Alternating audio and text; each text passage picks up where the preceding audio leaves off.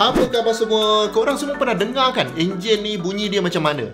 Tak kira lah enjin motor ke, enjin kereta ke, boleh kata setiap hari kita dengar bunyi enjin ni. Tapi anda tahu tak apa yang berlaku sebenarnya dalam enjin tu? Macam mana enjin tu bila kita isi minyak, lepas tu kita start dia, kereta kita ni boleh bergerak. Dalam video ni kita nak tengok macam mana sebenarnya enjin yang kita dengar bunyi dia tiap-tiap hari tu berfungsi. Jom kita tengok. Secara ringkasnya, enjin kita ni ada satu kerja saja untuk tukar tenaga yang ada dalam minyak petrol kita tu kepada tenaga kinetik untuk bagi kereta kita tu bergerak. Jadi minyak petrol tu kita bakar dia dan haba yang terhasil dari benda yang terbakar itulah yang kita nak guna untuk gerakkan kereta. Kalau anda nak tahu, nak convert haba kepada kerja ni sebenarnya sangat susah. Nak convert kerja kepada haba senang je tau.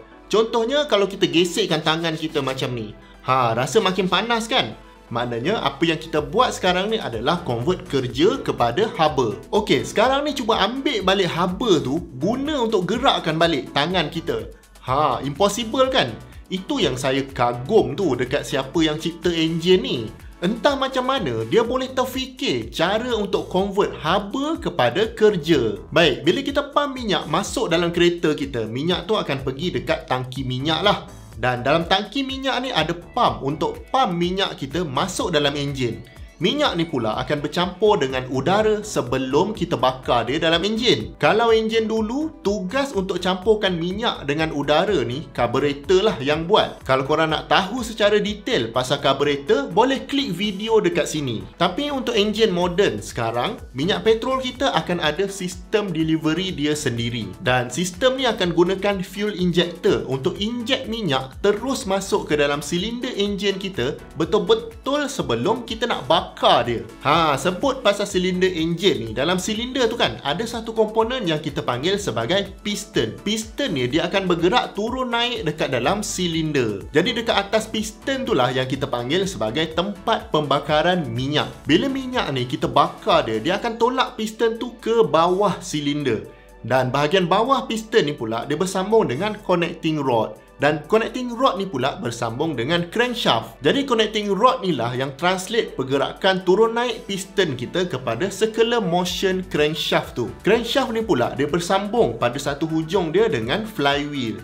Flywheel ni kira tempat kita dapat power output enjin ni lah. Sebab tu dekat flywheel ni orang connect clutch, lepas tu gearbox. Jadi itulah connection yang ada dalam enjin kita. Tapi connection mechanical ni agak simple lah. Dia just nak deliver power daripada piston kepada flywheel. Cuma part yang complicated sikit sebenarnya adalah cara minyak tu terbakar dan meletup. Bunyi yang anda dengar dekat enjin tu sebenarnya bunyi minyak ni meletup lah. Jadi dalam proses pembakaran dalam enjin ni biasanya kita bahagikan kepada 4 stage atau bahasa mudahnya 4 stroke. Anda pernah dengar kan ada enjin 2 stroke dan ada juga enjin 4 stroke. Enjin 4 stroke ni dalam dunia jauh lagi banyak dari enjin 2 stroke. Jadi kita akan discuss enjin 4 stroke ni macam mana dia bekerja sebenarnya. Tadi anda ingat lagi pasal piston kan? Bila piston ni turun ke bawah, dia akan create macam vacuum tau dekat dalam silinder tu. Jadi udara dekat luar kereta kita ni akan disedut masuk ke dalam enjin melalui intake valve.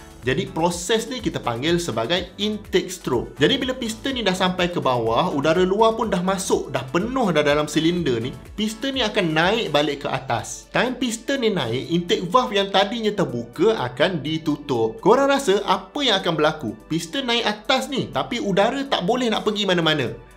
Kesan dia udara ni akan dimampatkan. Orang putih panggil compress lah. Dan memang kita nak mampatkan udara ni sebanyak mungkin supaya bila dia meletup nanti, banyaklah power yang akan terhasil. Jadi pergerakan piston dari bawah ke atas sambil mampatkan udara ni kita panggil dia compression stroke. Okey, sekarang udara ni dah mampat dan dia pun dah panas sikit. Memang sedap kalau kita bakar sekarang ni. Jadi bila piston tu dah dekat-dekat nak sampai atas, fuel injector kita akan inject minyak masuk ke dalam silinder tu dan lepas tu spark plug kita akan menyala. Bila udara dah ada, minyak dah ada, spark pun dah ada, maka berlakulah letupan waktu tu. Dan waktu meletup tu, tenaga memang banyak, tekanan tinggi, suhu tinggi. Benda-benda ni semua akan tolak piston kita ke bawah balik. Jadi part dia tolak ni lah yang menghasilkan power tadi. Dan sebab tu kita panggil pergerakan piston ke bawah kali ni sebagai power stroke. Bila piston dah sampai ke bawah pula, dia akan naik atas mula kan? Tapi kali ni dia nak buat apa pula? Waktu piston naik kali ni, exhaust valve akan terbuka dan piston tu akan tolak gas yang dah terbakar tadi keluar melalui exhaust valve tu. Dan gas ni lah yang akan keluar ikut exhaust kita dekat belakang kereta tu. Dan disebabkan piston ni bergerak ke atas sambil buang gas exhaust, kita panggil lah pergerakan ni sebagai exhaust stroke. Dan bila gas exhaust ni dah habis dibuang, exhaust valve akan tutup dan intake valve pula akan buka sementara piston ni pergi ke bawah balik. Ini kira intake stroke semula lah. Jadi enjin ni dia repeat benda yang sama je. Intake, compression, power, exhaust. Intake, compression, power, exhaust. Ini je yang enjin tu buat waktu dia tengah on. Dan ini satu silinder lah. Kalau motor kapcai biasanya enjin dia satu silinder. Jadi enjin kapcai ni kita boleh dengar dia meletup-letup setiap kali power stroke tu. Kalau enjin kereta biasanya mesti lebih dari satu silinder. Ada kereta yang 3 silinder, ada yang 4 silinder, dan paling besar pun untuk kereta biasa atas jalan ni 6 silinder. Tapi kalau dah masuk kategori supercar, hypercar, silinder dia boleh pergi sampai 10 silinder. Kalau kereta Bugatti contohnya sampai 16 silinder. Jadi bila lebih dari satu silinder, enjin tu dah lain lah bunyi dia. Bunyi letupan ni tadi dia dah bertindih-tindih. Jadi telinga kita tak dapat detect bunyi setiap letupan tu. Plus kereta moden sekarang ni memang exhaust dia bunyi sangat perlahan. Jadi kita dengar tu tak jelas sangat. Tapi kalau kita drive kereta ni, contohnya kalau kita biasa drive 3 atau 4 silinder, lepas tu bila dapat drive 6 silinder, memang dapat rasa beza bunyi dengan beza feeling enjin tu. Yang 6 silinder ni memang sangat smooth berbanding 3 atau 4 silinder.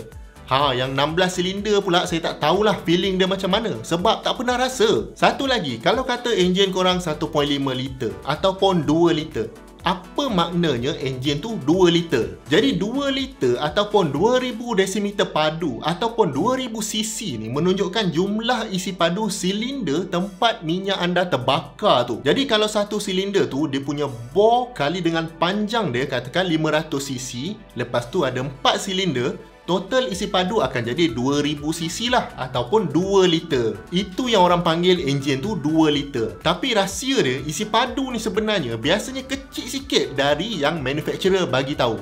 Contohnya kalau 1500 cc tu, isi padu sebenar mungkin 1450 cc saja. Dia genapkan bagi cantik sikit nombor tu. Jangan korang rasa tertipu pula tau. Macam lagu orang putih tu, I like the way you lie. Anda tahu tak enjin anda ada berapa silinder? Enjin tu inline ke V? Apa lagi yang anda nak tahu pasal enjin? Jangan lupa tinggalkan komen anda di bawah. Dan kalau anda dapat belajar something dari video ni, saya hargai sangat kalau anda dapat bantu channel ni dengan 2 klik. Klik butang like dan klik butang subscribe. Jumpa lagi di video yang akan datang. Assalamualaikum.